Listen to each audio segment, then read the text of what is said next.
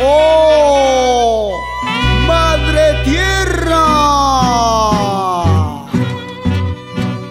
Porque el río tiene otro color, porque el agua tiene otro sabor, porque se contamina sin temor,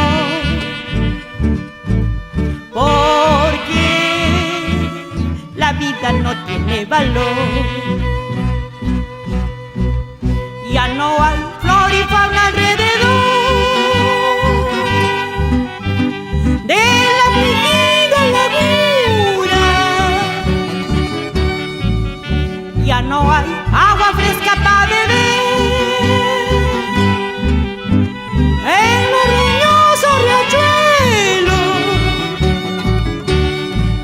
Las aves se fueron, los peces murieron, nosotros respirando polvo, en piedra nos convertiremos.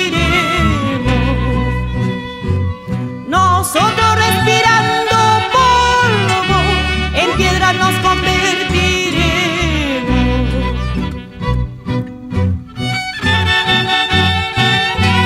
Señora mío, amemos la vida, cuidemos la naturaleza, protejamos el medio ambiente, es el pulmón de la humanidad y te lo canta Rosa Luz Medrano a la pasqueñita. Porque el humo negro en la ciudad, porque la diferencia del poder, quizá la cruda contaminación manchó de gravedad a la moral. Ya no hay aire puro en la ciudad, intoxicada industria.